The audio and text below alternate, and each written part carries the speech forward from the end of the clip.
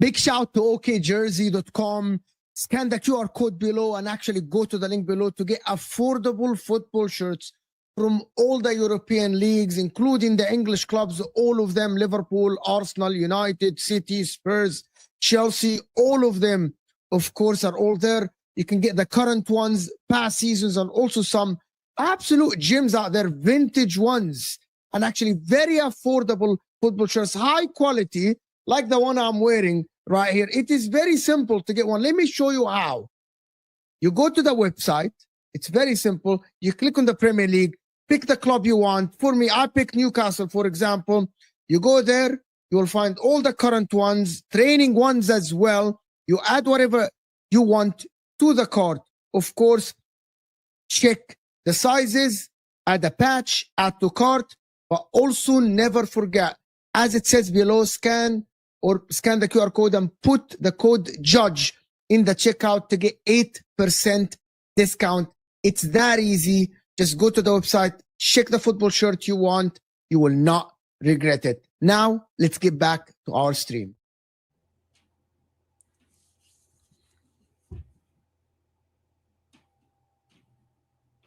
You're on mute.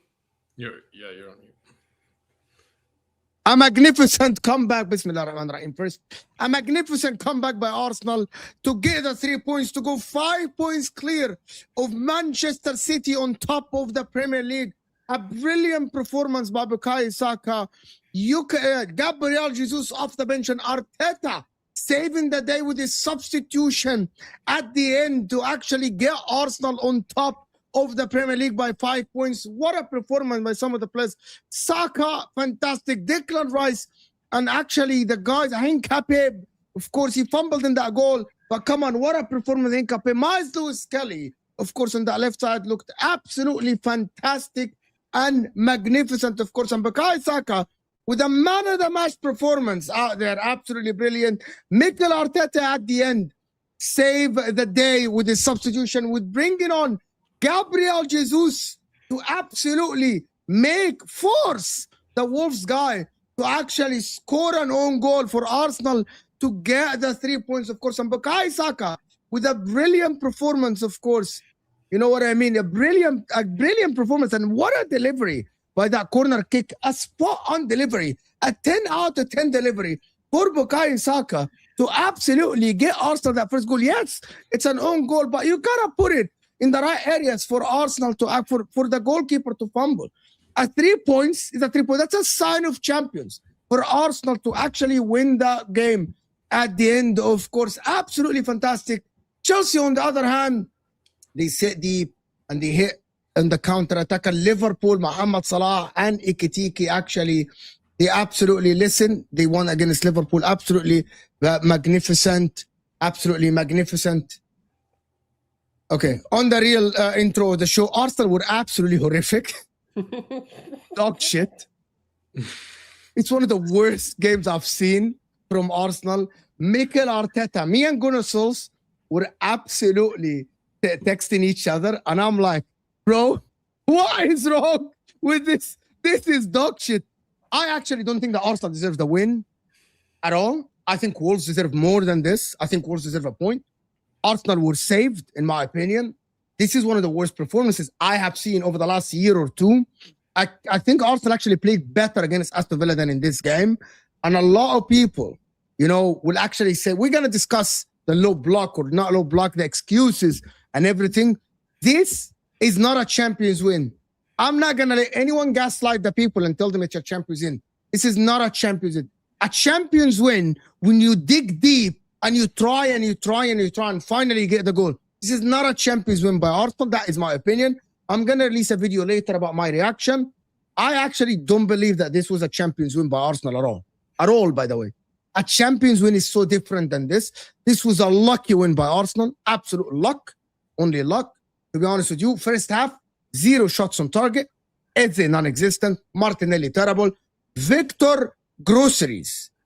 What is this, bro? But listen, Liverpool on the other hand, Mohamed Salah played well.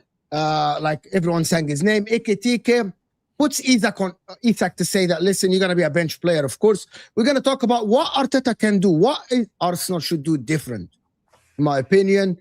David is going to join us in a second. I think he's going to be joining us. I think this performance is the worrying signs for Arsenal because now it has been Sunderland. He sat deep. And let's actually start, right? Let's actually start. Souls, what do you think? Man, absolutely disappointing. I'm not even going to sugarcoat it. I don't care for this, thing of, we won. I know a win's a win. I'll get that out of the way. Like, getting the 3 points is the main objective. I get it. But I'm not here to do that because otherwise, what's the point of doing these shows? What's the point of giving a reaction if you're just not going to be truthful with it? And it is worrying signs because it's been a long time coming. Don't get it twisted. Sometimes you can have a slow start. We know Man City do the same thing where they have these sort of slow starts and then they start to build momentum. But now we need to see that momentum. We need to see what is a version of Arsenal going through into the business end of the season. This is now actually the signs we've always seen where we start well or we get these wins and then we don't really do anything with it. And it's always these small teams that then give us this hindrance into winning the league title. We have these high performances. We'll go away like in the Champions League and do what we do. Then we'll come against Wolves. Wolves have 2 points in 15 games, by the way. Let's just put it into reality of how bad they really are. And it took, I think it was like 65th minute and we still didn't have a shot. Actually, I don't even think we've had a shot on target this game. Let alone, this is Wolves we're talking about. I'm talking about 20th place who are on track to getting 5 points in the entire season. And this is at the end of it, by the way. This isn't even like what they're on now. They're on track to having some of the lowest point total. Man United, who we clown on every single week, made them look shit. We made them look world-class. We made them look like a team that's been promoted, that's looking to go into a Champions League spot. That's how we made them look today. We made them look very well defensive organized. We made them look like they've got a threat up top. That's what we did today. And this is the Arsenal who are meant to go on to winning the league title. And yes, you can talk about champions wins and all of this sort of stuff. Today isn't that. This isn't, you don't do that against 20th. What? That's struggling, by the way. Where a champions win can come into it is, okay, cool, a team that's 15th place, right, but has something about them that's been unlucky. Wolves haven't been unlucky. They've just been shit. Not even like, there's something there, but it hasn't clicked or, they're waiting for that moment to rejuvenate. There's just nothing about that team that's even redeeming. You can't look at it and tell me that this is the player that can spark something. Everton at least have Ndiaye, even if they're struggling. They've got Iliman Ndiaye. They've got a Jack Grealish that you can go, fair enough, they've got ballers in that team. Wolves have a championship team. Regardless, even last season they had a championship team. They've just been getting by because there's a bit of quality in that team. Whereas now it's been stripped of all of that. They've not even got the quality they used to have, like a Pedro Neto or any of that sort of thing. So even Cunha saves them. Now he's gone to United, and this is it. Now their star quality is gone. So that's why they're now in the position they're in. But reality is, we made them look like a team that should be on our level. And that's disgraceful. That's not a Champions win. No one stepped up to the plate. And we can talk about the football now as well. We will talk about the football, but before we go on, guys, I'm just going to, for all the Liverpool fans in the chat, this is the Egyptian Ezzy. This is Ezzy, of course. His channel is in the description, and you Liverpool supporter, you Liverpool rep, guys. I hope that you guys like his views. If you're a Liverpool fan, go and support him. He's trying, he's building his channel in the content creation. This is an uncharted waters for me. I have no idea what is his opinion on Salah, on Liverpool, on Arsenal, on City, on the title race. I have no idea what this man thinks about the football. Genuinely, I don't know. So you better go and support him and let us know what you think. We're going to hear completely new opinions, bringing you the new opinions on YouTube. This is scouting. Sam actually is the one who found him, and he sent me and I contacted him. And here we are, a Liverpool fan, of course, brand new. And before we go on to hear his opinion about the game, the man for 0 calls and 3 points, a true winner's performance. You're lying to yourself. You're lying to yourself. You're lying to yourself. Genuinely, you're lying to yourself. We're just that good. We're just that good. We didn't even have to score today. You're lying. You're lying. You know the performance was lacking. You know that the performance is lacking. You just have to hope that this is one-off, that you got it out of your system. But we're going to talk about what you think Arsenal. I want to hear from the people in the chat. What do you think Arsenal should have done differently? I want to hear from Izzy, from when David comes in. What should Arsenal have done differently? Because Wolves were playing 11 men behind the ball. Where were the solutions? What do you think the solutions should have been? David was right. Mohammed, of course, he's talking about Gyokeres. We're going to come to Gyokeres because we're going to have a long-ass conversation about Victor Gyokeres. We're going to have a long-ass conversation about Victor Gyokeres. But Izzy, the mic is yours. How are you doing? I'm good. I appreciate you guys giving me the opportunity to voice my opinions on such a big platform like yours, and I can't wait. I can't wait. There's no you big guys platform here. There's nothing. No. I appreciate you guys giving me this opportunity, and yeah, there's a lot to say. There's a lot to start with.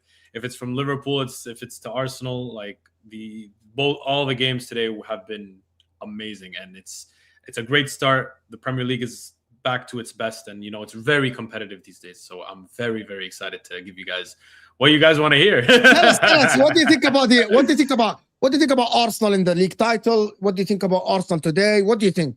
Tell me. So Arsenal in general this season have been, of course, the top dogs. I can't take that away from them. As a Liverpool fan, it's quite sad for me to say this because I don't want to say it, right? As much as I want to give them no flowers, but I have to. Great team, unbelievable, defensively strong, they're genuinely able to go and compete for the European trophy this year as well.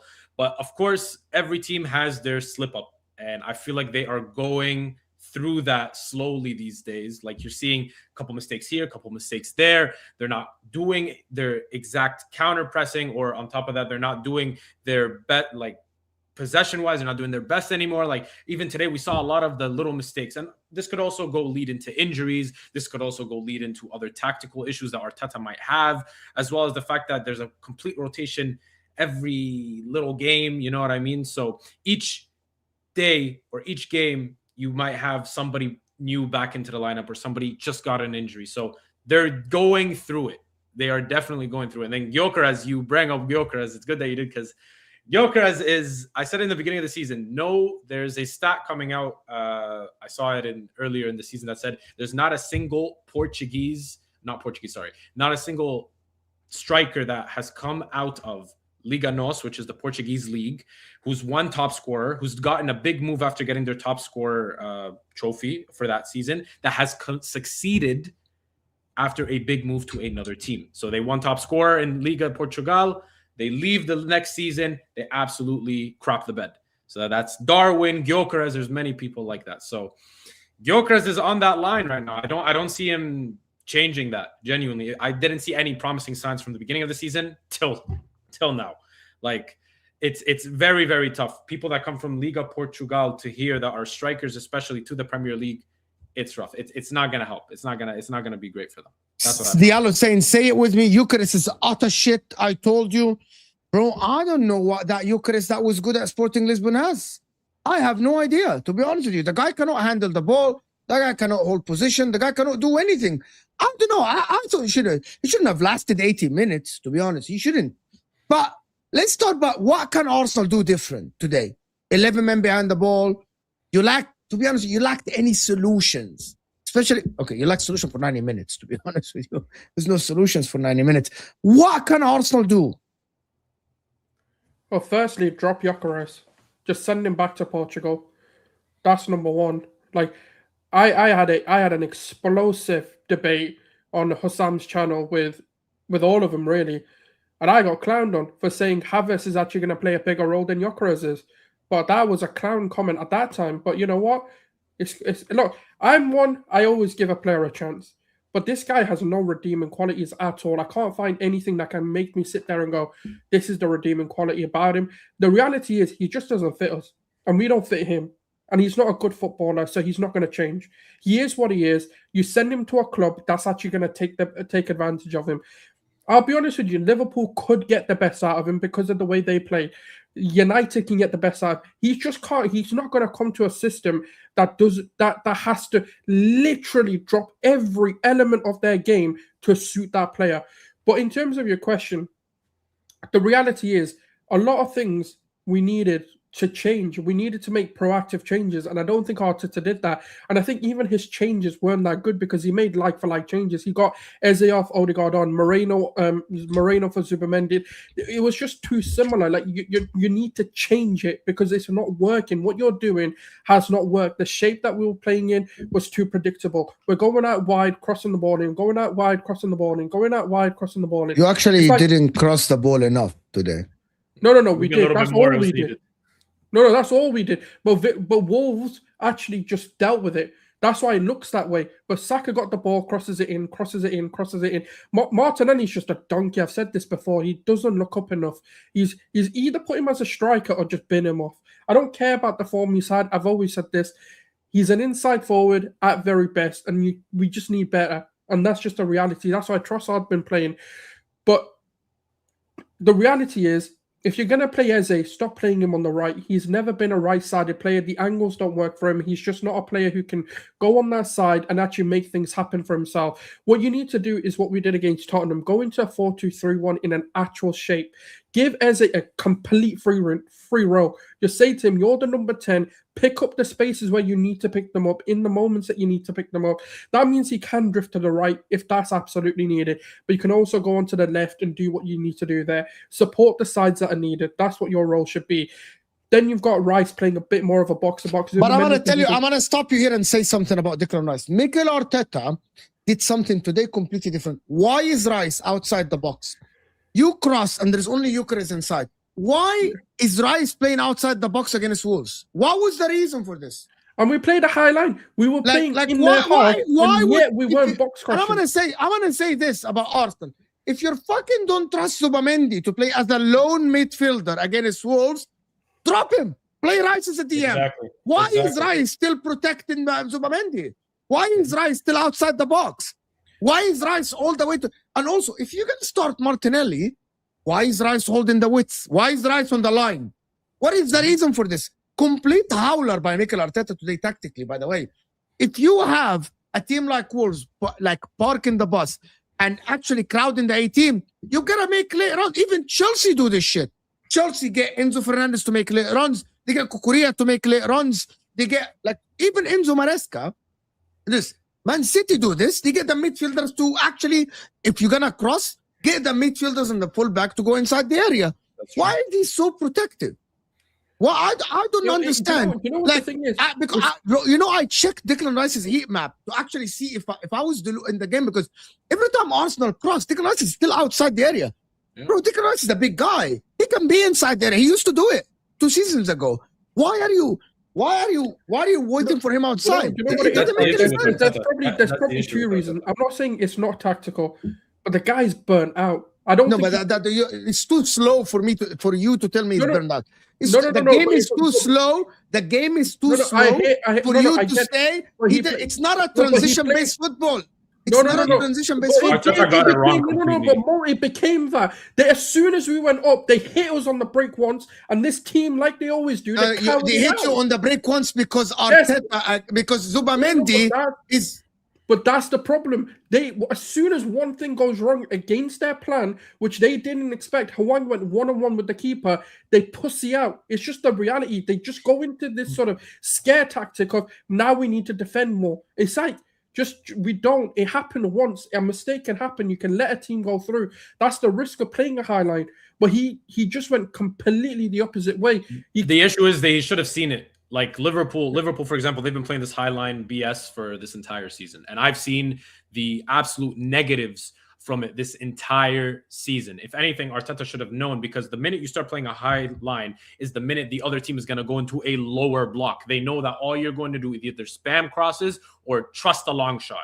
And Arsenal didn't spam crosses. Arsenal were getting to the byline and crossing it to the first man. These are not crosses. Crosses, when you put it in the danger area and you get people running towards the ball. Arsenal didn't do this shit today. Yeah. No, the only thing they did was every single cross hit the first man and it went to a corner. Every single cross. Shit crosses as crosses, isn't it? Like we tried to, they were just but you're not crossing from far. Every time Arsenal tried to cross, you cross from the byline. That's not what crosses are. Crosses is the ball outside the 18. You roll it to Timber cross. You roll it to Lewis Kelly. No, but Saka had plenty of crosses. He had. Yes, that was the part of the problem. I don't think you're listening. There is a difference between you go to the byline and you cross the ball from the byline after you dribble. There are other crosses, and when the ball, Saka has the ball on the right side, you roll it to Timber cross, or you roll it to Odegaard, or you roll it to Ben White, and then you get late runs. These are the crosses I'm talking about, not the byline cutbacks, crosses. These are the crosses. That's why we play Ben White. Ben White is a lot better at doing that. When you got but you didn't do it. But when White was there, we did. But as soon as White got injured, they got a little bit better. But when Timber then had, obviously because White got injured, it is what it is. But Timber's game just isn't that. Timber's game is more going inside. But then he also didn't do his role either. And but the issue is Ben White, even I think in my opinion, he should have been the starting right back in this team for a while. But due to injury issues and multiple other issues, that should have been your main right back. I've always been high on Ben White ever since in his Brighton days, where he was doing amazing with Brighton. But Timber, like you said, Timber is the type of guy to try go in, right? And my issue is, if that was the case, why isn't, for example, like Mo was saying, they're crossing into the first man. Why weren't there more people overloading the box? Why weren't there more people, for example, back post crosses? Why is it just the same cross, the same thing almost every single time? And the one time they did score was because they saw Gabriel in the middle, the end of the match, a cross again. Oh, cut back. Here we go. Cross. Gabriel Jesus got it in. Boom. Khalas. Done. Game over. There's a rinse and repeat. There is a rinse and repeat, right? It's good that you're going to the first man every time because clearly that's what they're training for. Amazing. Great. Good job. But it's not working. The issue with Arteta is, and I've said this before on my own channel, which was he is stubborn. When he's got a tactic, he wants to stick to it. And when he tries to manage it a little bit differently in game, it doesn't work. It never works. In my opinion, I've never seen it work properly for him. Well, the only time I've seen him do properly and come back from an issue or do a comeback in general in the Premier League is subs. He was okay with his substitutions. But today, I feel like he's got it all wrong.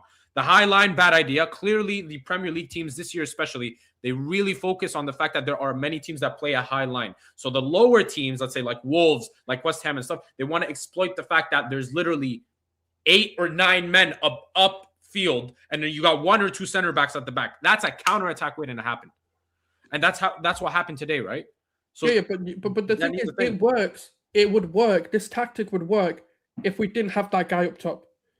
That's the reality. If we had a Moreno who can hold the ball up, do a bit more, you hold possession. The issue is we had too many hot potato players. Martinelli's one of them. Eze is one of them. Gyokeres is one of them. Only players that actually keep the ball, or maybe the Zubamendis, Saka to a degree. and then Rice. Everyone else is a bit of a hop, like, oh yeah, we just need to quickly move it, rather than actually methodically thinking about, okay, where do we create the spaces? What do we do? And that's kind of that's why when the substitution was made, like you said, Odegaard came on. Odegaard is a lot more methodical with the way, and sometimes it can be frustrating because you're like, no, just make a quicker decision because you need to. Don't pass back. yeah. Sometimes it's passing back, but sometimes he overdoes it. Like he's just thinking too much as well. Exactly. And that's kind of where the problems start. Like if we had like a Havertz or when Jesus came on, the reason why things look different or we managed to even get that second goal was because they're different players. They come in and occupy certain spaces, which then forces them to change their shape. Gyokeres doesn't force you to change your shape because you're like, he's going to play off the last defender. So we can go deep, and it's not going to make a difference because what's Gyokeres going to do? Oh, there he is anyway. We don't need to do anything. Are you worried? Are you worried? Let me do the super chats because before actually say it with me. Yes, we said that the solution was Saka and inshallah. It was today. It was also Martinelli trying to dribble and failing to dribble for the whole game. Martinelli, he was shit as well. Martinelli was garbage. We should have played Madueke. You should have played Madueke or Trossard. Why? Overrated. Edward Kadir Nketiah is better than him. He is shit. Oh my God, Edin Nketiah is better than him. I wouldn't go that far, Diallo. I wouldn't go that far. But come on. In my opinion, that's that Arsenal front line. If Saka is not there, and if Madueke, who's really, in my opinion, going under the radar this year in the Premier League due to the fact that he keeps either switching in and out with Saka or covering anybody that's injured, if both of those guys are not on the field, in my opinion, I do think you have a very weak attack. Trossard is good. He's bailed you out a couple times. No doubt about that. Gyokeres, horrid. Martinelli, he's on and off. He's purple patch, like I like to call it. 1 minute, he's amazing. Next 5 months, he's gone. He's not him. He's not that type of guy, right? Saka, of recent injuries coming in and out of the team. Even the beginning of the season, he wasn't at his best, but now he's back at it, right? The main guy I've always looked at for this Arsenal team this season, Madueke and Trossard. And sadly, truly sadly, Madueke keeps hitting the bench. I don't know why. I don't understand he's why. He's coming back from an injury, so I can understand it to a degree. Yeah, of course. And I do think... Let me. Our fan base bullied the club to sign Gyokeres. You think so? You think that the hierarchy listened?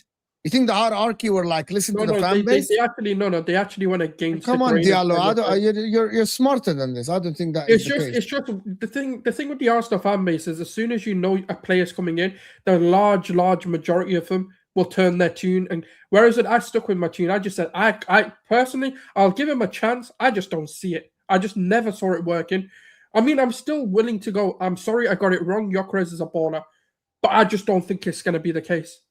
I wish we had got Hugo Ekitike. The new buzzwords are, oh my God, he is so tired. Weren't Rice rested the last game, if I'm not mistaken, against Club Brugge?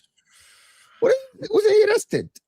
Rice is wasn't he rested? Yeah, but he played. Come on now. He plays. You're not going to give me the tired. Okay, today, it wasn't about tiredness. The game was too slow for him to be tired. Exactly. And I'm gonna say something. I'm gonna say something, Souls. I said that many of times, and Arsenal fans in the chat will attest to this. And I spoke to you about this. There was no reason for him to play Rice and Subamendi today. From the beginning of the game, play Odegaard and Eze. If you want to play Eze, play Odegaard and Eze. Why do you have Rice outside the 18? You know, I understand if Rice is making late runs. Why Subamendi and Rice? What's the reason? Why not Odegaard and Eze together? Why not? That's why the substitutions also didn't make sense, because he didn't need to bring Marino on, and he should have got Eze and Odegaard to play with Rice in the 6th. It makes sense because we're trying to go for the game. But for some reason, I don't know why he went reserve again. And that's where, as much as he's done some good work, and I will say, like, his in-game management this season has been good, this is the game where I'm like, oh shit, don't tell me he's reverting back to type. Because that's what it's starting to feel like. Listen, if Arsenal, by the way, I'm gonna say after the super chats, we were just slow on the ball. No, it's not about that. There was no other solution. By the way, Emmanuel, there was no other solution for you today. The problem today wasn't slow. The problem was individual solutions and tactical solutions. Because Wolves had 5. Wolves had 5-5. Basically, that was Wolves today. 5-5. You're not gonna tell me that you didn't have. You should have had better solutions. Mo wallahi, I prefer Nketiah than him. He is shit. People are giving up on Gyokeres. I know people are giving up on Gyokeres. But I'm going to ask you a question, guys. Is this the blueprint to actually get something against Arsenal now? Sitting deep and going on the counter attack and doing all of this? Is this how it will look like for the rest of the season? Teams are sitting deep against Arsenal and doing all of this? If I think Gyokeres Arteta is should playing, see that. 100% this is the blueprint. I think the Arteta should have seen it coming since that is Liverpool's issue. Liverpool's issue in those 10 games where they were losing and drawing was the fact that every single team they played against, instead of like every small team, let's say, okay, except for the big six or any Champions League game, every single one of them were sitting deep, 11 men behind the ball. We could not do anything. So Arteta, if anything, should have learned from that, because all the teams now, all they do is want to defend. They know you're going to give men forward, like I've said before, and then they'll catch you on one quick counterattack where they'll either score, they'll make a chance, they'll test your goalkeeper. At the end of the day, Arteta's tactics, Arteta's thought process doing this, in my opinion, absolutely out of the window. Should have not happened. Should have stuck to the way he usually plays. And big up everyone that joined us from Terrace Stream, from Football Terrace, of course. Thank you so much for everyone that is here with us. If you are new, this is Judge Mo. Hit that like button, people. Subscribe to the channel, guys. If you guys are new, I'm on the way to 48,000, so I need your help. I'm actually 200 subscribers only away from 48,000. So if you're new here, hit the like button, actually. The like button goes a long way, actually, guys, because it actually pushes the video to new viewers. So if you're new here, let's get to 300 likes now. There's 600 people in the house, guys. Hit the like button, people, if you guys are here. Subscribe to the channel if you're new. And all the support is appreciated, of course. Get involved in the conversation. So glad that Man United didn't get him. Cisco's better. Wallahi, people told me this. People told us this. I'm waiting for David. But actually, people told us that Cisco's better. Cisco looks sluggish. I try telling people. I genuinely believe this is revisionism. Revisionism, in my opinion. I said you should go back and have a look. I said Sesko over Gyokeres. But obviously, I didn't want either, to be honest. I don't think either would have done well in the Premier League. Yeah. Sesko, I thought he would have done a little bit better. Okay, hold on. Guys, you cannot tell me that the Gyokeres that played for Sporting Lisbon and we watched him is the same guy. I mean, he cannot control the ball now. He's not the same guy. Like I said, even then, he was never tactically good. He was never a good footballer. He bagged goals. He got all of this. He was a transition player at best. He was not a player that you should go sign if you're trying to solve a problem against low blocks. He's not a footballer. He's a good finisher. He's a good transition player, but he was never made for the Premier League. The one I'm going to be honest. The one I'm watching today is ass. This guy wouldn't start for Wolves. No, you've been hoodwinked. You've been hoodwinked. You would have gone and said, go get Darwin. You would have been the same person saying, go get Darwin Núñez, João Felix, Fabio Silva, Bastos. You would have said, go get Bastos. You've been hoodwinked. How are you saying this if the guy at Sporting Lisbon looked different player than this guy? I'm admitting. But listen, I want to make the statement. Eddie and Ketia. I want to make the statement. I want to make the statement. It's either I have been gaslit or I'm blind. Right? You're both. I'm admitting the one that I'm seeing today, this Victor Gyokeres that played today and played this season, shouldn't be the striker that starts for any Premier League team. He shouldn't be. Basically, Calvert-Lewin is better. And in my opinion, Calvert-Lewin is the worst striker in the Premier League. I'm being honest. Okay? However, you cannot tell me that someone that scored 97 goals in 2 seasons that I watch with my eyes, control, shoot with the right, shoot with the left. Right? We saw the guy against Man City. We saw the guy against Arsenal. The guy can shoot with the right, can shoot with the left, controls the ball, put his body. You're not going to tell me that every single defender in the Premier League is making him look like ass. The guy looks like ass against every team, apart from Leeds. Apart from the game he played against Leeds, every other game can control the ball. You can tell me that you saw this when he played for Portugal. Yes. You didn't. You didn't. No. You guys. No, you didn't. No, you didn't. Yes, you can. No, you didn't. Go look. Nobody should lie about it. You guys went. You've gone on isolated games. You've gone and looked at some of his best combinations. Yes, I admit. And I watch isolated games. I watch isolated. I didn't wake up every morning to That's fucking the watch problem. Sporting Lisbon. But you could see but yet, that he was never going to be the level in Portugal. Hold on, guys. Yeah, you didn't wake up in the morning to watch RB Leipzig and Cisco. No. Only I watch did go back isolated and games. watch other games. I watched a lot more than just his. Oh, look at his goal. But even if you did, even let's just say for argument's sake, all you did was watch his goal compilation. Even that tells you everything. This tells you exactly what you're seeing. I mean, he shoots with the left. He shoots with the right. He Yes, plays Bastos did that as well. Gyokeres and Nunes Cisco did that as well. Gyokeres and Cisco and Darwin Nunes. I'm gonna thank you for adding Darwin in there. Every single one of them. Bastos because he did the same thing. Every single one of them were, in my opinion, either panic signings or they were the only option on the market. That's it. Cisco is a decent. We know how he was in the Bundesliga. He was not bad. Okay, we've seen what Bundesliga strikers do in the Premier League. If that's Ekitike this season, who is absolutely cooking, if that's Haaland with City, we know what Bundesliga strikers can do.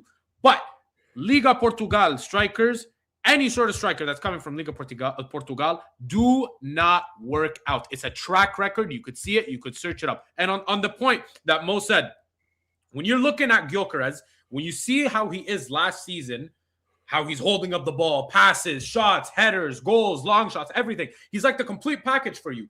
And then suddenly it's a drop-off. It's one of two reasons. A, you are not Premier League. You are not a Premier League striker. You cannot deal with Premier League strikers. Or B, he's just not able to deal with defenders anymore. He's suddenly a striker that can't deal with a strong defender in his back. So, because let's be honest, Premier League defenders... You guys are not going to tell me that all the freaking defenders in Portugal are ass?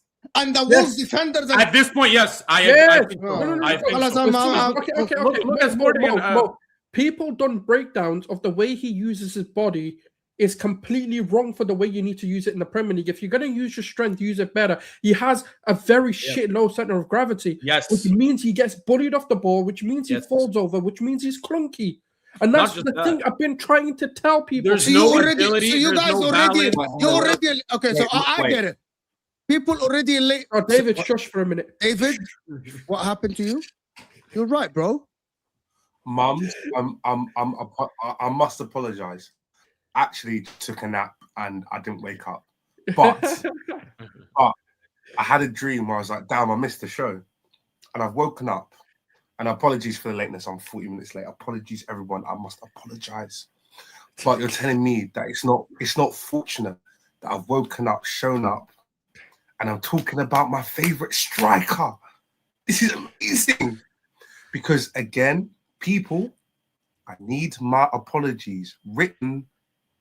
I want them to my door. You don't know my address, but when you need to find out, send it to me. Because the flack that I took from staying back at the start of the season, I don't think he's actually going to suit Arsenal. And also, I mean, he doesn't even suit Wolves. Arsenal, what? He doesn't suit Wolves. If he doesn't suit Wolves, he would have. If he would have, Allah al-Azim, David. If he's at Wolves today, based on what I've seen from the strikers at Wolves, he's third choice striker. He's third. At least Strand Larson gave them some trouble. Like, if the guy, based on what I've seen today, Strand Larson, then that guy, what is his name? Luko, what is his name? The guy that is going to AFCON. David. انت you watched the game? Did you watch the game? Is he lagging or what? Is he honestly, with us or what is he in the gulag? Is he in the? Are you with us? I forgot he was there. I genuinely forgot he was there. He like got subbed off. No, sorry, it was when you did your 3 substitutions. I was like, oh, he must have come off, and I saw him on the field. I went, oh, you're still there. Wow. Horrid striker. Horrid striker. He's just not contributing. He's not contributing at all. He's isolated. Every time Dave moves, his team lags more. He occupies defenders. He's occupying defenders. Who's he occupying? Today he wasn't. Wolves were so happy having one defender on him the whole game. That's what I was told. He occupied. And I wish the defenders were good too with the Wolves. They got a horrible, stinky record right now. Yeah, like to be honest with you. Like, I'm gonna say, let me do these super chats. Big up everyone that is supporting the channel. Appreciate you guys. We got over 600 people. Can we get to 300 likes live? Like, we cannot have 200 votes and only 100 likes. Hit the like button, people. Come on now. Dave, your Wi-Fi is acting up. by the way. He's acting up a little bit. Mo, you are right. Play high line, no risk passes. Fair enough. Fair enough. Yep. I would have started Jesus for the at least 60 minutes. I always say this shit, Emmanuel. I always say, start your best striker. Then if he start, bring him off. Like, I would have started. You can tell the difference. It's day and night between Jesus and Gyokeres. Just technical ability. The Like- Brazilian player. Bro, just technical ability. Like, Yeah. it's as simple as that. The technical ability is completely different. It's just day and night, to be honest with you, day and night. Big up Jack is saying, what do you think about Arteta saying after the game, due to the amount of games, there is very little practice, and he say bad tendencies starting to reappear. I don't know what that means. Can someone translate? I get what he's trying to say. I mean, it was everything bad about Arsenal that happened today. That is just the truth. Even him, not even just the players. Like, okay, we can blame the players to some degree because they were all arse, other than Saka and maybe a few others. But even Arteta had a few tendencies today that actually slipped in, that we said, is he past them now because of the way he managed the Newcastle game, for example, the way he managed other games. But this is what I think he's referring to, is certain players have gotten into those sort of bad habits, came back in because he hasn't been able to like. But it's a nonsense point though.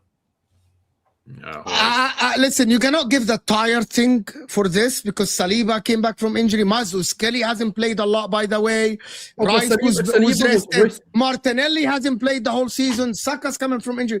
I am not hearing tiredness because, to be honest with you guys, No. I said fatigue for Rice only. I didn't say for anyone else. and I'm going to tell you something. Having played football before, in slow games, it's not about tiredness.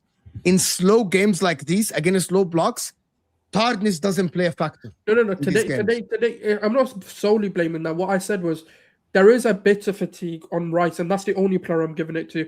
But the second reason was, as soon as we got hit on the break once, for some reason we went into coward mode. We just went reserve. And also, what is this? What is this? You're defending. You cannot. Listen, I criticize City. You cannot control the game against Wolves at 1-0 up at home. Yeah, if that is if there is a game to actually control after being 1-0 up, it's Wolves at home.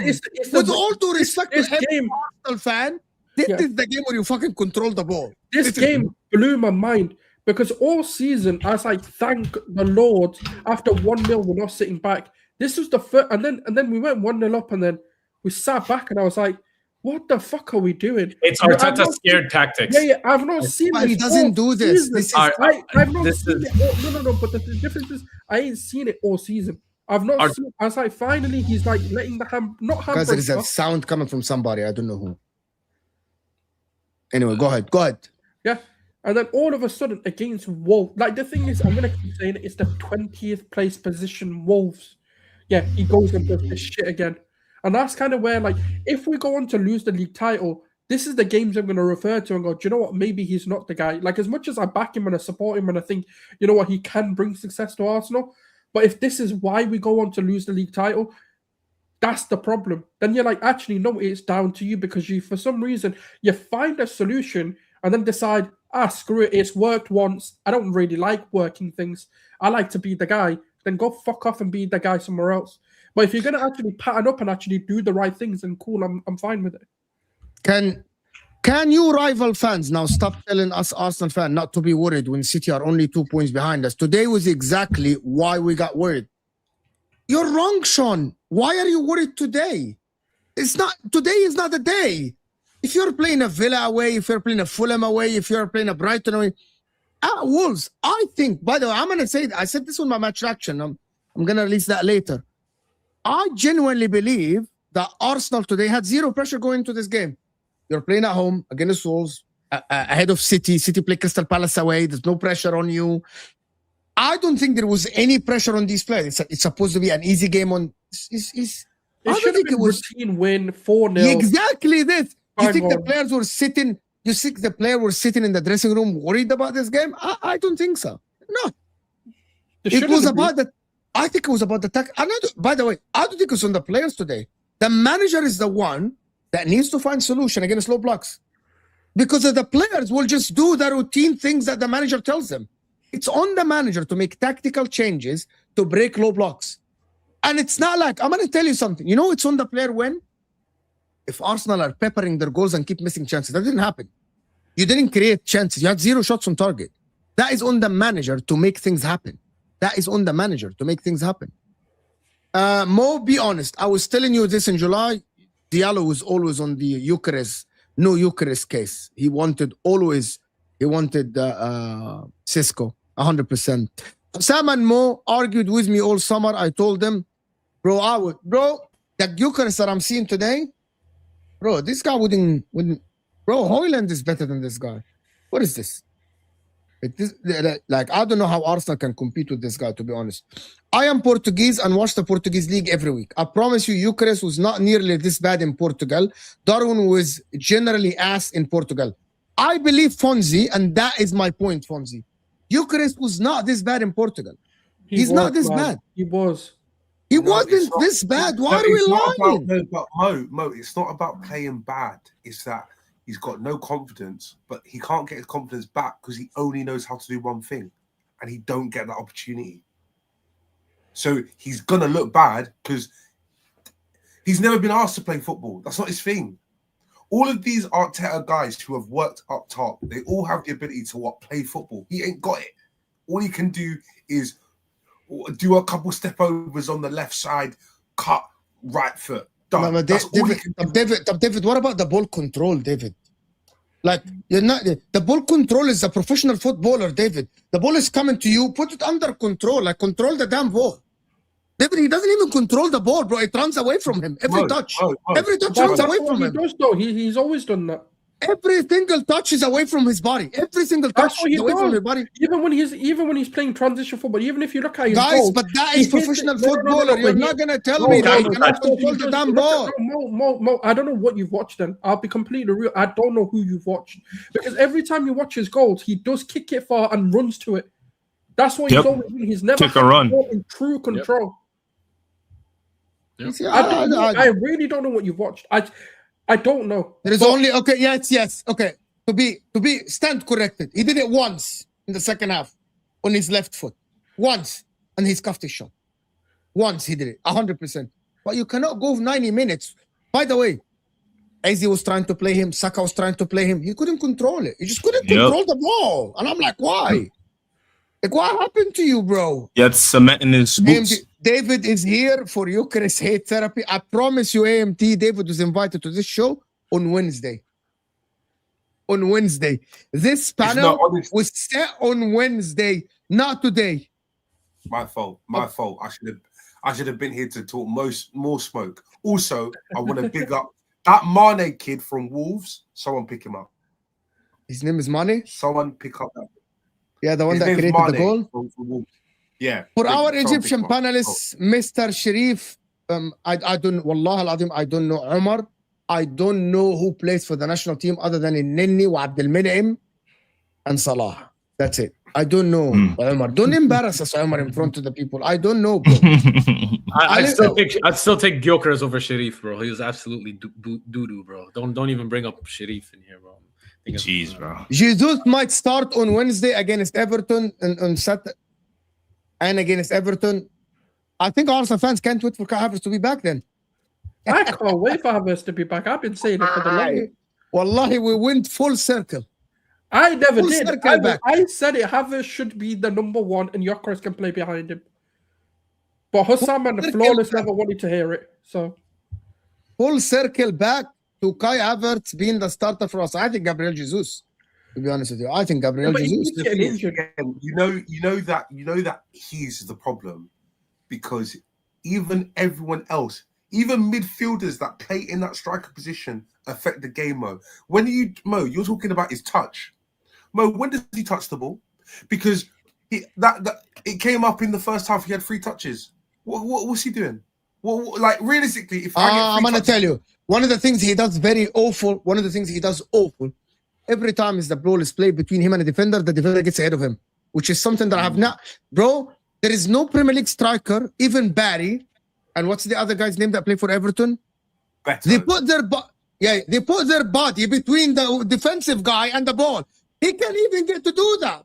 And I don't know how you can even put your body between the ball and the defender.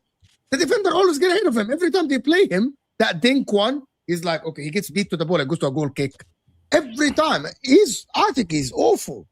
You know what, Mo? I'm going to say it. He's a bodybuilder. Go ahead, Jacko. I'm going to say it. I think Nicholas Jackson is better than Gyokeres at this point. I think Arsenal. It's not even a comparison.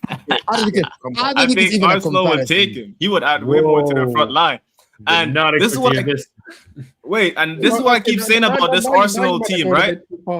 Right? This is what I'm talking about, this Arsenal team. I keep saying about the set pieces thing because they want to brag about when they score open play goals. When you guys score open play goals, it doesn't come from the system. It comes from moments, from players, from special players, right? So this is why I look back to Arteta, and I think we should continue laying down the hammer on Arteta. Arteta, what offense does your system really give this team other than set pieces?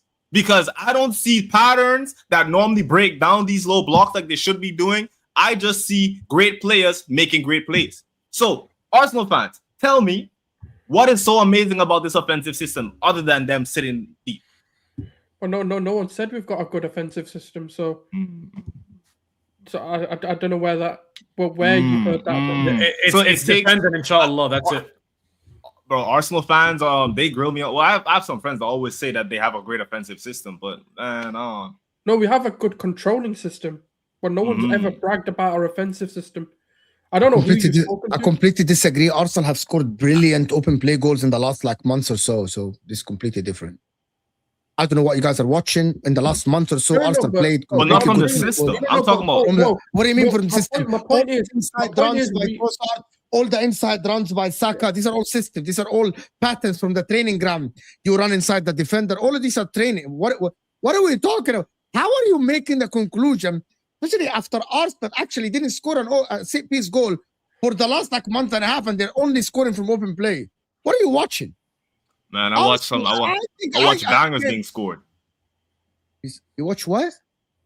I was seeing mostly bangers being scored, like individual moments of brilliance. That's what I was seeing. How is that bad? Maybe Arsenal really create a lot from open play. I think there's a game when they created 4 XG from open play. What game was open play? I can't remember which game, but I was actually doing that game, and I had a match reaction on it. What is this revisionism? I don't think so. I think the problem today was Wolves were so deep, and Arsenal couldn't find the spaces to create anything, and that is on Mikel Arteta. Also, to be honest with you, he made the lineup was. I'm not sure. Martinelli, what the fuck? What the fuck, bro? This guy should be on the bench. To be honest with you, well, he just scored against Club Brugge. But I have something to say about Arsenal. In these games, you need flair. You need the Cole Palmer. You need flair. You need someone to get something out of the ordinary. And Arsenal didn't have that today. Am I wrong to say that? Yeah. You didn't. You need the guy that will dribble past 2 players. You need the guy that will shoot from outside the 18. You need the guy that will make things happen. But I thought Saka's the guy that does this. I thought Saka's the guy who could beat his man and create the magic. No. I thought he's the star. No. This is not the game you can point Saka out because Saka did his thing. I think Saka. Arsenal's coming to a point where if Saka's not on his day, then they look to Medaway. No. That's a lie. No. But Saka's been injured and we still beat big teams. That's my point. If Saka's not on his day, then they look to Medaway. They look to their defense. Okay. No, if nothing is we beat Madrid, and Saka didn't really influence that game. So that's a lie again. Let's not be different. You're talking a couple months ago? Saka, okay, Man City, when they were on form, we beat them 2-1 without Saka. We've also beaten so it's this Saka narrative, Saka's not on it, then Madueke, we've done it last season. Rice can step up. There are players that step up. There is, but I'm saying offensively. Offensively, your attacking line. I'm sorry. Yeah, Trossard. There you go. There's another one. This season, Trossard's done more than Saka has done. That's fine. I'm saying offensively. Yeah. Trossard's an offensive player. Trossard is fine. I have nothing. You're right about Trossard. There's nothing wrong with what you said about Trossard. Has stepped up, and everybody's been shut up massively about that. I rate Trossard. 100%. Okay. Yeah. Outside of Trossard now. We had nearly a month. Moreno stepped up a few times. Come on, Moreno. He's a midfielder. He's a midfielder getting thrown at striker. What are we doing here? Moreno is a midfielder going to striker. Yeah, but he plays as a striker for us. He's played as a striker and influenced games. So the point is, your offensive line is so bad that you have to rely on a midfielder to play out of his position to get a goal. Doesn't matter what you have to That's how it's working. Marino's your top scorer. Marino's your top scorer. Guys, can we give Souls a chance to respond? He's the Arsenal fan here. Can we give it regardless, even if Marino's it doesn't matter. Even if we put David Raya up top, he's playing up top now. He's a striker for that game. He's an offensive player for that game. So he's doing his thing as a striker. Even if you want to go down that route, Havertz actually was brought in as a midfielder, but plays as a striker for us. So is he now not an offensive player? Like it's just a weird narrative. He's an attacking midfielder, yes, but the way he's been playing over 3 years, however long he's been doing it, he's been used as the main attacker, a striker. He's become a striker.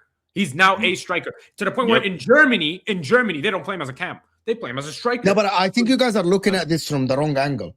It has nothing to do with the striker. What we talk about is the player that gets you the rabbit out of the hat. Mm-hmm. That's the guy. Who's that guy for Arsenal? And it's not Saka. It's not Saka. It's actually Rice. Yeah. And the problem is he's Rice been more than anyone. Rice, and he has been limited.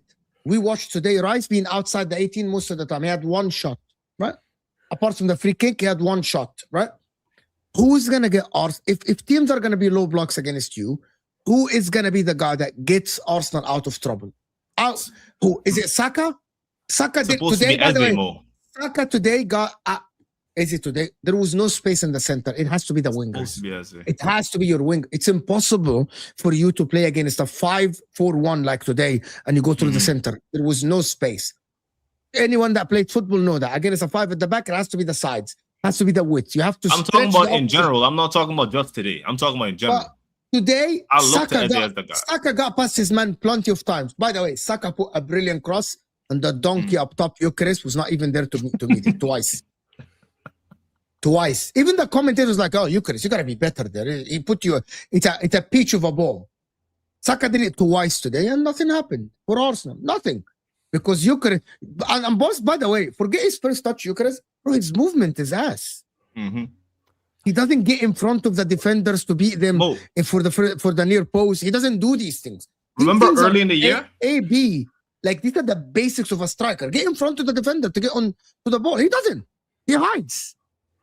Remember early in the year when we was having this discussion, I said, I think they should have went all their chips in for Ekitike. He would have added way more in terms of offensive threat to that front line. I was saying this. I was saying Ekitike, he basically plays like, I'm not saying he is Henry, but he plays like a baby Henry where he drops deep and he adds to that. He adds to the build up and he can give you a ball in behind. And then his goal threat is amazing. You saw the finish today? That guy is, Ekitike would have turned Arsenal completely transformed that front line.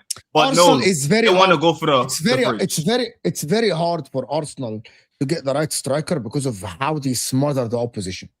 Because of how high the line is. It's very hard. Is it Ekitike? I'm not sure if it's Ekitike because Ekitike, Gabriel Jesus both drop outside the 18. They need a poacher inside the 18. It's very hard to get someone to actually get. I don't know if it's Sesko. Sesko hasn't even showed us yet the levels. Other than Haaland. Kai as a striker for us in 44 games has 33 GA, by the way. I'm just waiting for him to return, man. We'll see. I think we'll see Mike. But we'll see how it is. I would still take him over Isak this season, though. But Isak is not. Isak is the biggest flop this season currently. He is the biggest flop this season. By the way, SE Osimhen is someone that can play in tight spaces. People think that Osimhen only plays in spaces. He can play in tight spaces. He's very good. We scored more open play goals last month than Liverpool, United, and Spurs combined. What is the blood waffling about? 100% he was waffling, Jaco. 100% Jaco, you were waffling about this. Someone behind you. Souls, because of this talk, I want Havertz to fail. Why? The thing is, you can wish him to fail. He's just not going to fail. Have you seen the pants we've got up top? Like, let your striker succeed first. Let him do something. Like, let me know he's arrived. He's done the stupid celebration and what? The hair flip. Last- Yeah, you guys, have to make the last- Havertz started the same way, huh? Sorry, Mo. Last point about Arsenal, guys, before we go on. Should Arsenal fans be worried? Worried about what? For the league? No. Bro, you have to win this league title. I'm not worried. It's just a shit game, innit? It's just a very shit game. Like we got the 3 points. I'm at that stage of look. I've said what I needed to say. I've criticized the performance and I've criticized the team, and I've heavily criticized our striker. I'm more than happy to be proven wrong on Gyokeres, but I just don't think I will. But in terms of, am I worried? Nah. Like, bring it on, man. Let's make it exciting. Let's make it fun. Let's see what tomorrow brings. Because the thing is, look, all of this talk, right, could end tomorrow if they go on to lose to Crystal Palace, which is one of their bogey teams. No, I disagree with you. Even if City draw to Palace, that doesn't change how Arsenal played today. Because still City are 5 points behind you. I disagree with you. No. I'm not saying it changes today. I'm not saying it changes what happened today. But it just shows that, look, as vulnerable as we are, City is showing their vulnerability as well. That's what I'm trying to get at. Maybe it's like, maybe Liverpool for the title, Chelsea for the title race. But then Chelsea do something. But Chelsea also do stupid things and go on to just do something stupid, and then you're like, oh, okay. So it's like we've all done stupid things. Like, whoever you're putting in as your favorite, or City, if you want to put Chelsea, if you want to put Liverpool, we've all done stupid things. So it is what it is. I disagree with you, Souls. I think you should be worried. I think the sharks are hunting you down right now. You're in shark-infested water. And I believe that if you don't fix this problem with the offense, right, and get more consistency out of breaking down these low balls. Yes, I know you guys were going crazy, right? But you started to slow down. And we saw what happened when Liverpool was just, barely scraping by with late game goals. You don't want to make that a thing now where you start scraping by games with late game goals. No, I know it's just one game.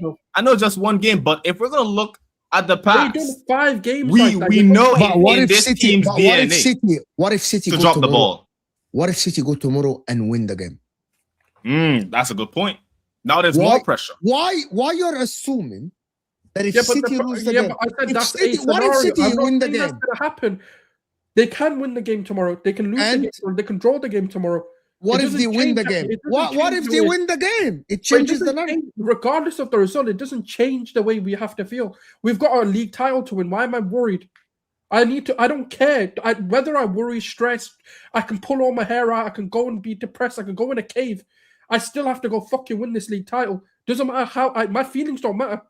I don't need to be worried. Yeah. I just need my team to fix up. I'm not worried about what next man is doing because I need to worry about what my kid's doing. I don't care about what next man's doing. Why am I comparing them? Like, fuck. You might be a better coach than Arteta. No, my team just needs to do its thing, innit? That's it. Yeah. That's what I need to worry about. See, look, if I win, if I keep winning, does it matter what City do? No, it doesn't. It doesn't matter. It doesn't matter. Yeah. There we go. It doesn't matter. All I have to do is worry about my team. And my team, if they don't want to fix up, then they can all fuck off for all I care. That's just the reality. To be honest with you, I don't think it matters for you if you keep winning your game.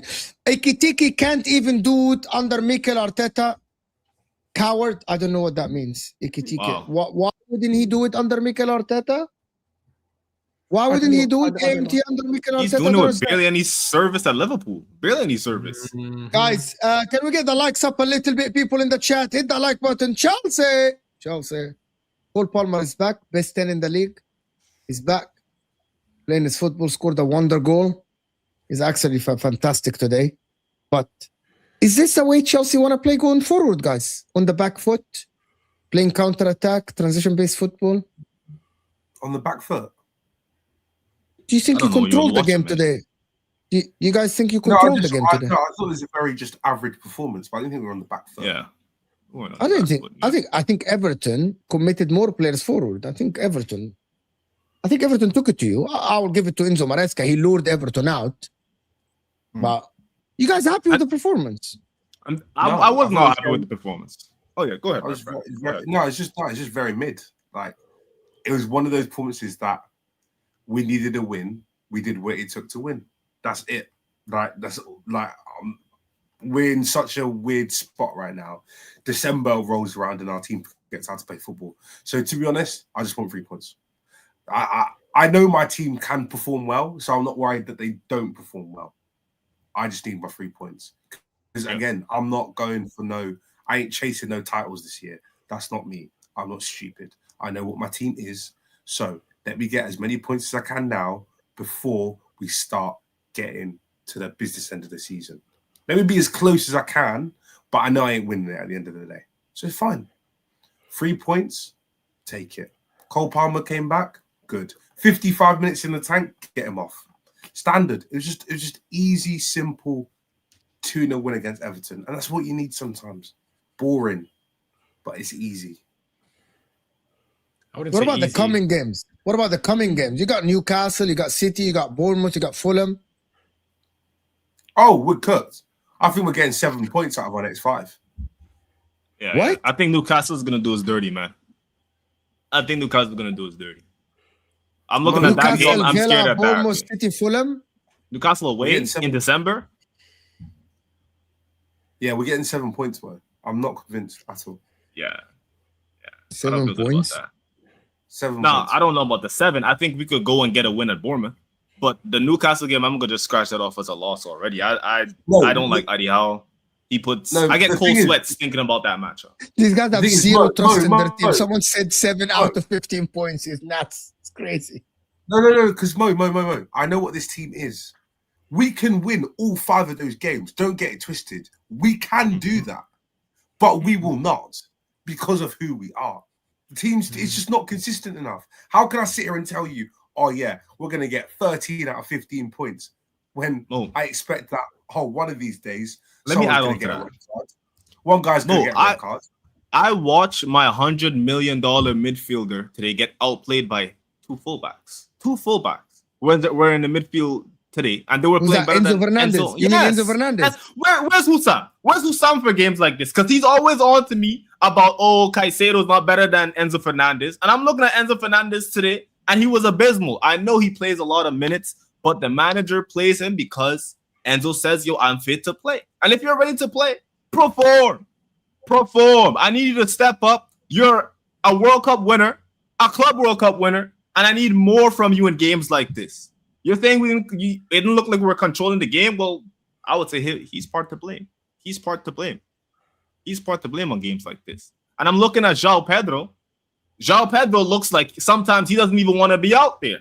He doesn't look hungry to score goals. I need a goal junkie in the team. I need someone like Haaland that all he wants to do is score goals. João Pedro, I love the fact that you can drop deep, but brother, get on the end of every chance. Fight at least. I've seen Jamie Ginn put some crosses into the box today, and he didn't have any type of urgency to get on the end of those. Any type of urgency. I like Chelsea fans. It's one of the things that Chelsea fans do now. They back their team when they win. They back the team. And when they lose, they crash it on the team. Always. Yeah. It's fantastic. It's standards what? I mean, listen, I'm just going to keep it a buck. If you play it bad, I'm going to get on your ass because you play it bad. And if you play it good, I'm going to praise you. The only one is that I honorable David, because what David have said to us from the beginning of the season is very consistent. I don't think this team will challenge. I don't think this team is close to the likes of Arsenal, City, Liverpool. I think this team is below them. We're going to wait until next season or the season after to challenge. He doesn't put his chest out when they win the game. He doesn't. It's the same. David has always been consistent. The problem is with the people that keep saying this guy is better than that guy. Our manager is better than this guy. Our team is this. Our team is that. When you don't perform, right, they say, oh, he needs to perform better. But everyone knows. The easy thing, the easiest thing in football analysis, as I say, by the way, Isak needs to perform better. Gyokeres needs to perform better. Okay, bravo. But we know that Gyokeres needs to perform better because he's not performing well. That's the easy thing. So don't gas them up from the beginning if you know they need to improve. That is the problem. And I think it's a recurring theme with all the Chelsea fans. It's a recurring theme with you, Nico. I've been working with you since the beginning of the season now. Mo, here's the thing. From you. I'm going to get to that. Right. So I think both of these things could be right? Listen, because we've seen Enzo Fernandez go out there against amazing teams. And I said this before, right? I've seen him go against amazing teams, and I've seen him perform like the best midfielder on the pitch at times. But then when he goes against the smaller teams, it's like he don't care. Like I told you this before, it's the same thing with some of the attackers and some of the defenders. In Chalobah too, I see it sometimes. Chalobah, when we're playing small clubs, he's not locked in all the way. David, so David is this. So don't gas them out when you know they're inconsistent. This is it. Thank you. You know what I mean? Listen. The thing about Jacob, what you don't know is I work with all kind of Chelsea. There are Chelsea fans like David, like Couch Critic Dennis, like Sol. Sol's worked with Dennis. Sol's worked with Couch Critic. Sol's worked with David. There is the difference between people come here and say, don't gaslight us. When I said I should put pressure on Chelsea to be in a title race, David and Dennis said, don't put that pressure on us. If we are in a title race, we are. Otherwise, I'm happy where we are. And I'm like, no, you should put pressure on your team. You should put pressure. And they're like, don't put pressure. I know my players. They aren't good enough yet for title race. Maybe next season, maybe the season after. So don't gas them up. So that's the thing about flip-flop. That is the definition of flip-flop. I am, listen, with it, I'm tribal, right? And I'm passionate about football, right? So when I come on here, I'm just speaking from the heart, bro. You guys are logical, so you're going to come and speak from the mind. But I'm speaking from the heart. So when I see a great performance, I'm over the moon. I'm like, yo, my team's the best in the world. Your heart lies to you, bro. I know my heart lies to me, right? We're gonna shit on all you. We're gonna shit on all you bitches. Sorry for my language, excuse my French. And I'm just ready. I'm hyped up. So that's why I come up here and I back my players. And when we're down, I'm with my heart. I'm in the dumps. I'm like, these guys are ass. These guys are horrible. Why do we even buy them? So that's just me. That's just me as a football fan. I watch it with my heart. I analyze with my heart sometimes. I can get logical. You know, I'm a man at the end of the day. But this is why I'm here, because I'm passionate about football, and this is just how I express myself. So, you know, that's just how I'm gonna do it. You see, you know what it is? I think I'm now at the stage where I'm just like, there's no point in me getting gassed, because I get gassed, and then if I get gassed, next week I'm gonna lose, and then I'm gonna have to revert what I said the week before. I don't want to do this all back and forth. Why? Because it's just tiring. It's tiring. I know what this team is. I'm gonna do this, David. I'm gonna do. Just to tell them what I said about you, this is the name I gave to David last summer when he said what he said. I gave this name, and someone Ashraf didn't like it. I gave him this name, right? Because he was so honest when people told him that you got to be in the title race. He said, no. What happened to Ben White, actually? And I know. I think he's done his hamstring. Yeah, he got injured. I hope it's not that bad, to be honest. Ben White, I hope it's not that bad, to be honest. Arteta, we don't know. It's a hamstring. He can come back from a hamstring, to be honest with you. Yeah. But I want to go to Liverpool. Two-day title charge. The switch up is mad.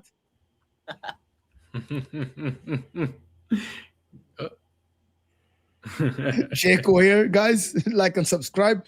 Hilarious. EPL proven players as bad as Gyokeres. Who is as bad as Gyokeres? Probably talking about Isak. Who's as bad? Oh, Isak is as bad as Gyokeres without a shadow of a doubt. I think he's the biggest flop now in the Premier League. The manager plays you because you are fit. If that was the case, why did Maresca have Enzo play through a hernia? Stop waffling. Enzo has played the most minutes in the team with no rest. That's for you, Jaco. Yes, Enzo Fernandez has actually played the most minutes, actually. Yeah, but look, you said he played him through a hernia, right? Well, guess what? Enzo's not going to play unless Fernandez says, yo, I want to play. So he knows he had a hernia, but he knows he could stomach it, so he played. And it's the same with today. So he said, like, I can play, even though you could see that when he plays, he's tired. And he doesn't even want to rest. He doesn't want to sit on the bench. So if you're going to say, yo, I want to play over Andre Santos and these guys, I'm going to need something out of you. Your manager needs balls and say to him, look, you're sitting this one out. I mean, that's between them. That's between them. Could you guys see the manager's called. I don't care if a player says I want to play. If you're not fit enough to play, you should not be playing. You guys know that Maresca called out the fans, right? That's what he said. He said, this is the reason why I praise the players, because with so many problems, they are doing very well after a complicated week. The last 48 hours have been the worst 48 hours since I joined the club, because many people didn't support us. In general, I love the fans, and I'm very happy with the fans because he was pressed. after. He was pressed whether his issue was internal or with the Chelsea fans. Maybe he's talking about the board. Maybe he's talking about the board. Well, what's happened? Like what? I've not really heard. In the last 48 hours, I actually don't like managers when you do this. Chelsea have been underperforming. I spoke to David about a week ago. Yep. Chelsea have been underperforming for the last 4 games. They have been underperforming. The Leeds game, the Bournemouth game, it's underperformance. He needs to accept that there will be criticism when you underperform. His team, people are not going to stand behind you all the time. There need to be criticism about him. If he's talking about the board, he's talking about the board. I don't know. Listen, if there are internal problems and they are not happy with him, why would he not? He didn't even spoken against them. Why they're not happy with him? And also, he needs to accept that there should be pressure on him when you're not performing. But look at the squad, what he's dealing with. The thing that is not fair on him is that he's getting the pressure people want to put on him is pressure that he's not ready for. Not himself. It's the squad's not ready for it. You're trying to put title winning pressure onto a top 4 team. That's where my issue comes in. Because even when you guys talk about title contenders, it's always been Arsenal, City, Liverpool. It's never been Arsenal, City, Liverpool, Chelsea. So even when people talk about at the start of the season, it's always Arsenal, City, Liverpool. Always those 3 are a group. Chelsea are not in that group. But because we lose 4 games, we don't win in 4 games. Totally understand criticism. I get. For me, my issue with it is that the criticism we seem to get is as if we are one of those 3 and we're not. Because to be honest, Liverpool might still finish above us this year. They might just do it. Because if they get on a run, their consistency is better than our consistency. Do I still think we're going to finish in the top 4? Yes, I do. But there is always a chance Liverpool can finish. Liverpool are 2 points behind me. It's not inconceivable they overtake me.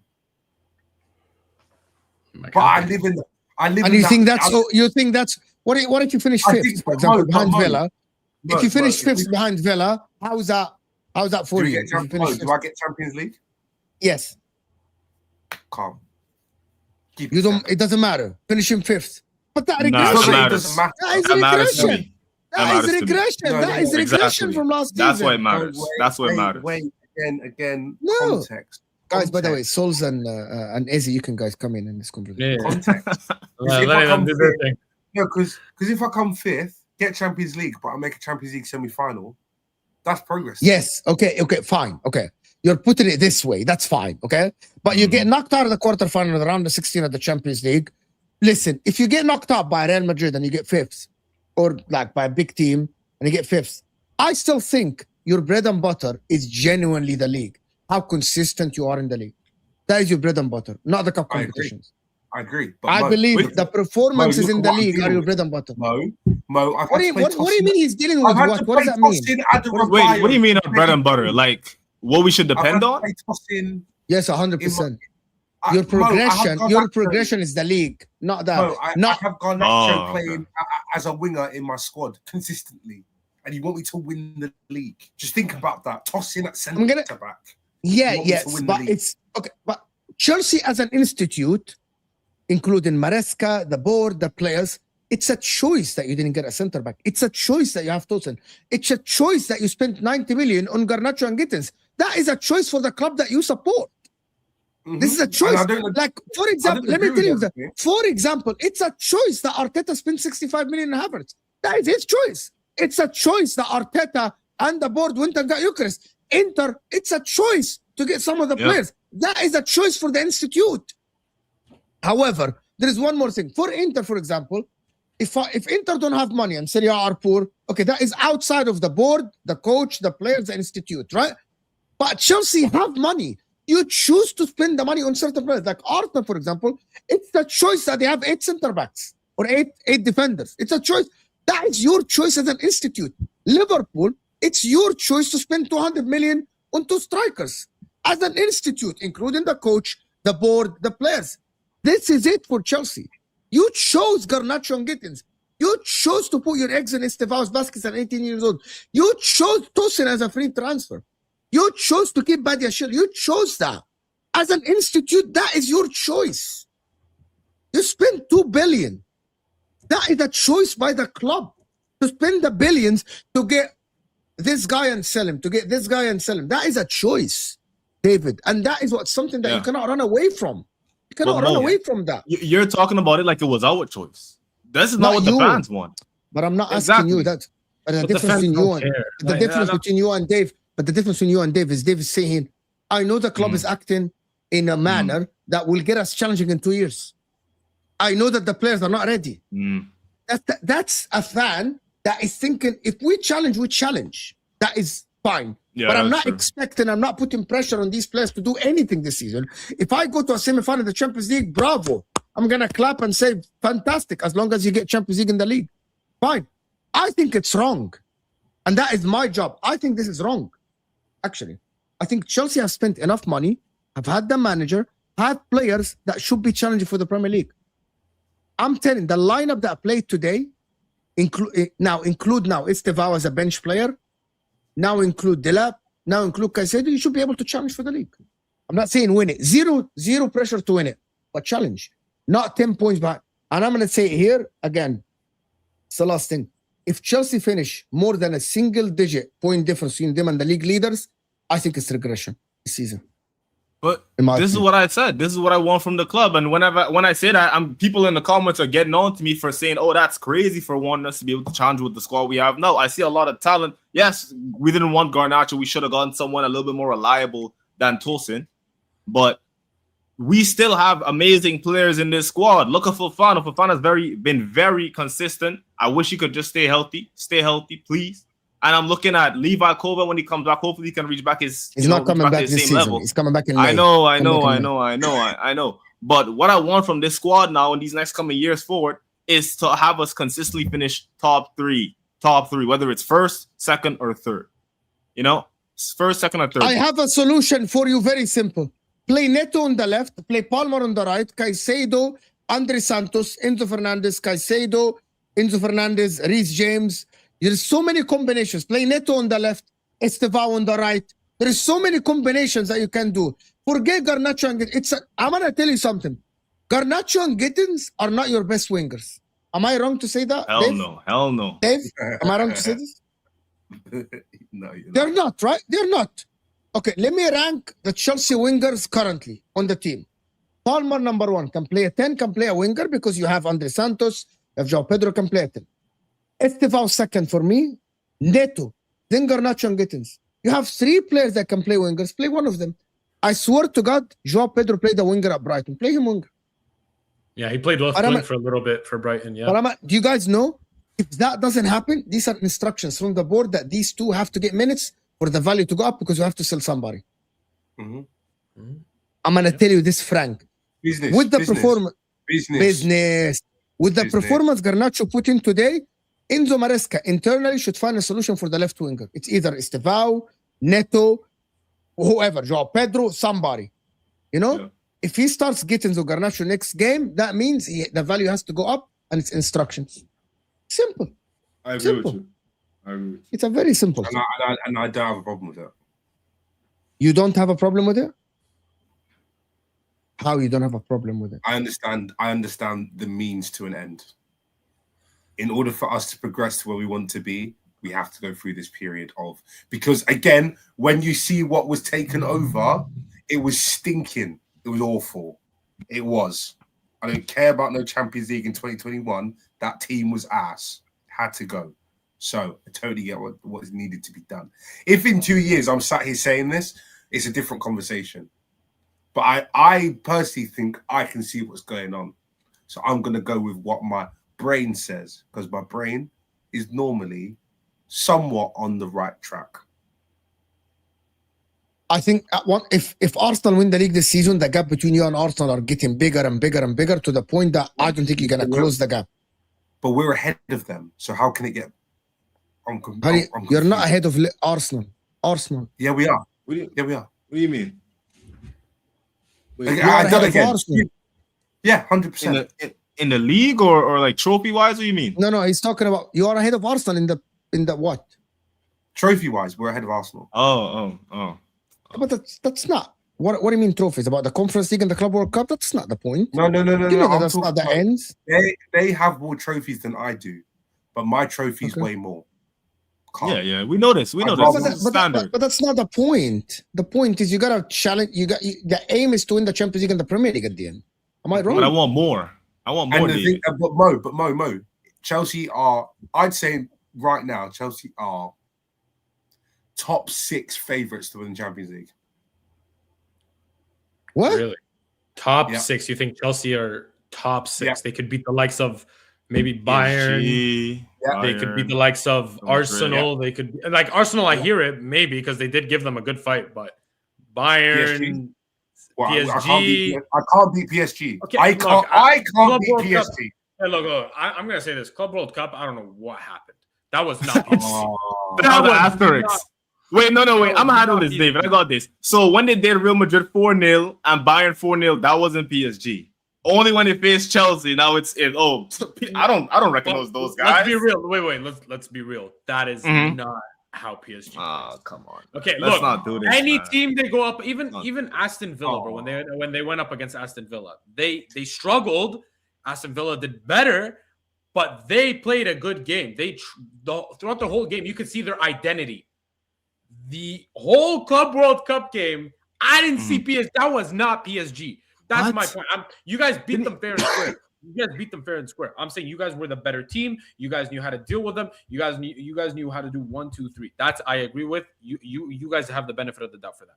But I'm saying you might be going up against a PSG who actually might play with that identity of theirs. Plus, going to Parc des Princes, like in France with their ultras, with that, like I've been there before. You're belittling. I think low-key just belittling PSG. PSG are not bad. I'm not belittling them because I put them ahead of us in terms of being favorites. But fair enough. I asked you though, like, you think Chelsea could beat PSG? Yeah, in an off game, yes, I think we could beat them.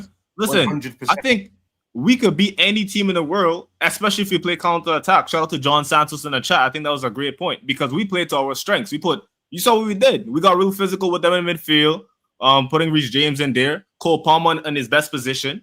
João Pedro played this is what really confuses me about João Pedro because he was actually playing like a 9 that game.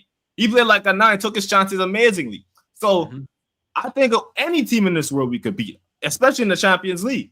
It just comes down to the consistency, Dave. Like this is what we've been saying for a while. Anyone.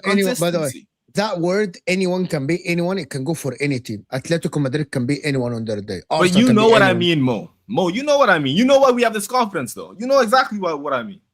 You know that this team has what it takes. We've talking about this in the past. Like, even Hussam has been saying it. Hussam says, hey, he thinks we could go and win the Champions League. He says we're gonna look way more. Do you think you're ahead of Atalanta to win the Champions League? That's a good one. No, because I'm going with the 1 game off. That's stupid. Mo, it's stupid. Yeah, but it's not stupid. That's a 1 game off, guys. It's about the 1 game off. It's about the 1 game off. If we go to Bergamo and we lose 2-1 to Atalanta in a knockout tie, and they come to this Stamford Bridge, we're still favourites. Yep. Fair enough. Is this a London thing? Top 4 is a trophy? No. It's not a trophy. It's not about again. See, I feel like what is so funny is that if people live their life the way they talk about standards, you'd hate it. Like, it's actually mental because it's like if you don't win the Premier League and the Champions League every single year, your year is a failure. No, that's not how it works. If you're on a pathway to doing something, not every day is fantastic. Go and watch Giannis's interview when he gets knocked out in the NBA in the playoffs, and just watch what he says because it sums up well. That's mature. Just because I don't win this year doesn't make my year a failure. It's so dumb. Just a good segue for the last part of the show, and I want to hear Eze, guys. You haven't met Eze, new Liverpool fan, first time ever on one of our channels. Jaco, first time. Eze is one of the new guys. Eze. Tell me, Eze, what do you think about Liverpool? Where can you finish this season, and how did you think the performance was? Performance-wise, wow, that was Amazing. I was very happy. Offensively, defensively, I could see holes still. Like, I'm not going to lie. Brighton did not know how to finish for the life of them. There were 2 chances where they could have had an open goal. Like, it was not even an open goal. Like, one of them was an open goal, but it's you and the goalkeeper. The ball's coming right at you. And I forgot who the striker, what was his name was, but he kept missing. So I was like, okay, we still have holes in the defense. That's fine. Offensively, though, amazing. We are slowly integrating into a new type of formation where I'm seeing today was the first time we played with a solo attacker. 1 attacker. We played Ekitike. Then we have 5 midfielders behind them. Wirtz, Curtis Jones, McAllister, Szoboszlai, and who was it? McAllister, Gravenberch. Curtis Jones, Szoboszlai, McAllister, Gravenberch. Wow. That was the first time I've seen it. Curtis Jones played like prime Dino at the end of that game, taking people on. Like, Curtis Jones is a very underrated midfielder, in my opinion. He should be starting more, but that's how Slot is. But yeah, first time we played that formation where we had 1 solo attacker. Amazing. Ekitike is an absolute baller. Yeah, I mean, from minute 25, you had Mohamed Salah up top with him. Yeah, you know what? And on that point, Salah.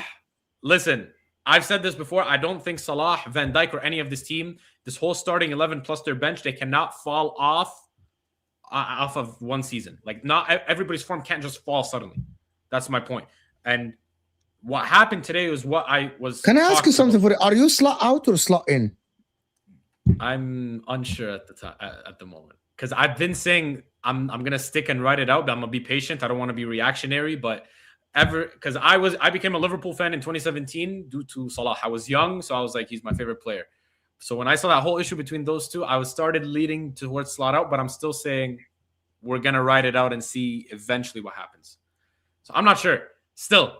So I'm hoping he turns it around. I'm hoping him and Salah are good now and we could see the best of it. But Slot is an interesting manager. He's trying to put his print on this team, and it's working, but it's not working. He's making a lot of defensive issues. Tactically, I'm not seeing any positives in every game, or like a lot of positives in every game. There's issues that he's not dealing with in a good way. Like, he's very stubborn, and it pisses me off. It brings me back to like when Jurgen Klopp used to have one way of playing, and it really annoyed me because he would have one way of playing, and like he would switch it around sometimes, but it wouldn't work. He's the same thing, but today I saw a different side of him. He switched up the formation, switched up the players, and I love that he started Joe Gomez as a right back. I think, in my opinion, Joe Gomez is the best right back we have at the club, but due to injuries, he doesn't play that much, right?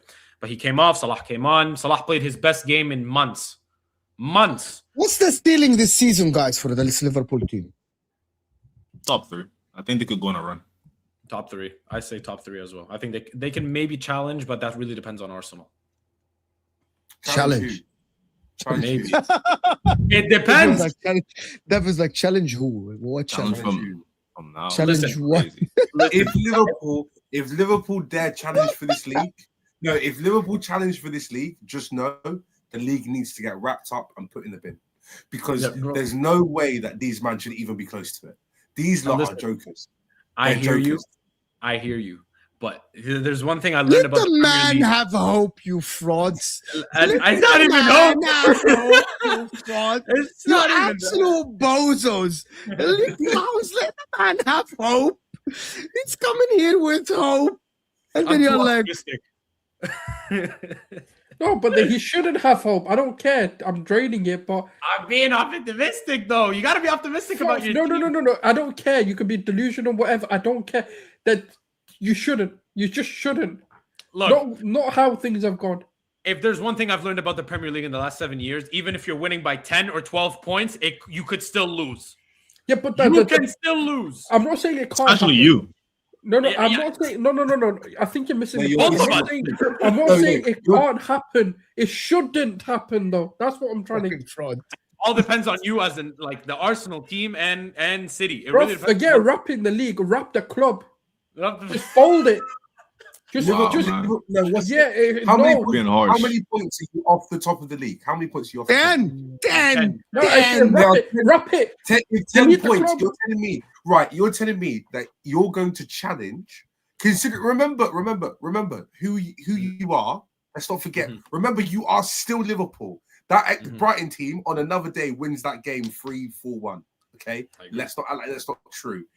You expect that team to gain 10 points on Arsenal at some point? Oh, by the way, Dave, and they have to go to the Emirates. And you think you've got that in your locker? No, Hear me you out. don't.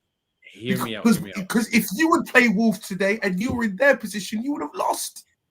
Listen, hear me So out. check your mirrors. Hear me out. Check your mirrors, bro. The idea isn't that. The idea is if we catch form, I'm saying it like this. If we catch form, our defensive issues, and this isn't a perfect world, by the way. I'm saying I'm just being optimistic, and I said maybe we can challenge that. Shout out to Michelle, man. You know what I mean? Like maybe, but if we catch form, our defensive issues stop. We buy Guehi and Semenyo in January. I say we can easily go top 3. I agree with that. That one, I mean, for me, it's solid. That's fine. Challenging for the league is a little bit out of touch, and I agree on that. But again, I always say this. The Premier League is unpredictable. And I think that's something I don't care. 1, 2, 3, 4, 5, 6. In the next 6 games, Liverpool on paper should get 15 points.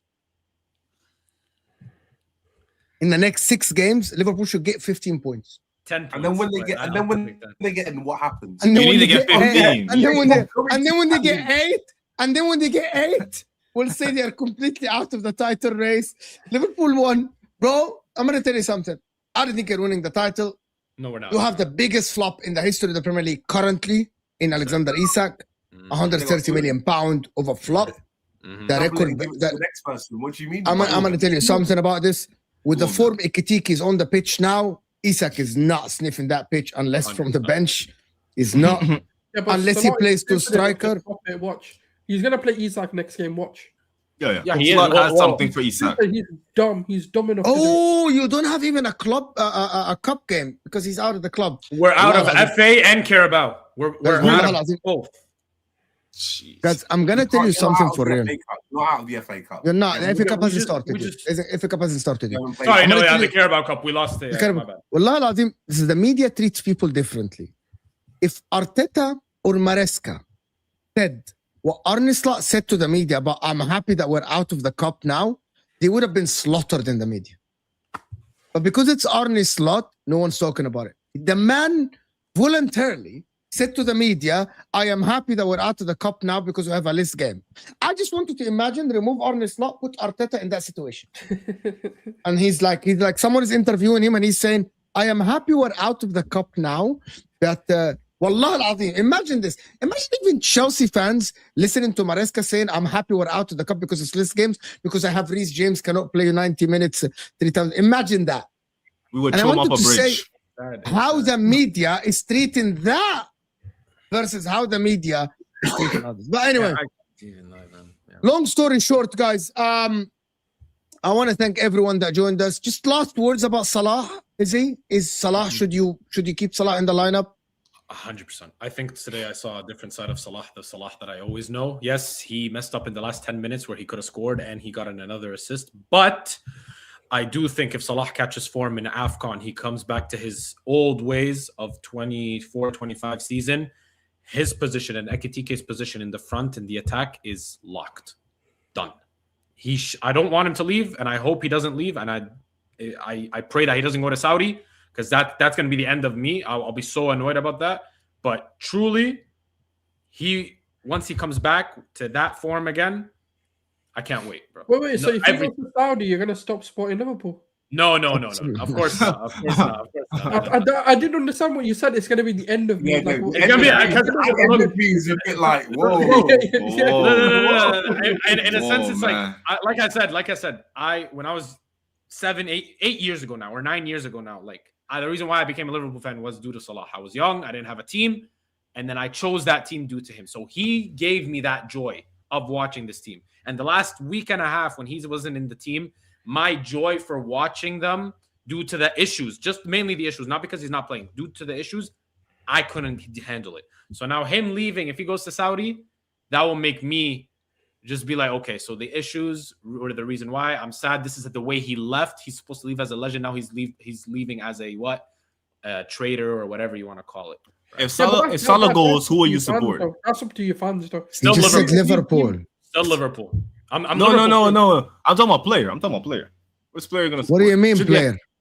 What do you mean? Because he has like a favorite player in Liverpool, right? And it's Salah, right? So who's gonna be your next favorite player? Well, he's the reason why I watch like when I started, but now I like all of them, honestly. Like they're all my There's guys. a lot of people that support the club because of a player. I There's love a lot of- Ekitike is up there. Ekitike. No, I mean you have your club, but everyone has their favorite player in a club. Oh, okay. I see. That's what I mean. Like, who's your favorite player in your club? Definitely Sobozlai or Ekitike. Definitely one of those. I want to thank everyone that joined us. Eddie's channel, Egyptian Eddie channel in the description. Jaco's channel in the description as well. Go and support them, guys. Show them some love. You frauds were not even on 200 likes. Thank you so much for all the support, but let's get to 200 likes before we end the show. I want to thank you guys. Thank you, Souls. Congratulations on a terrible win. Thank you, Dave, for joining us. Congratulations on the win. I will see you guys tomorrow after City Crystal Palace, and we're out.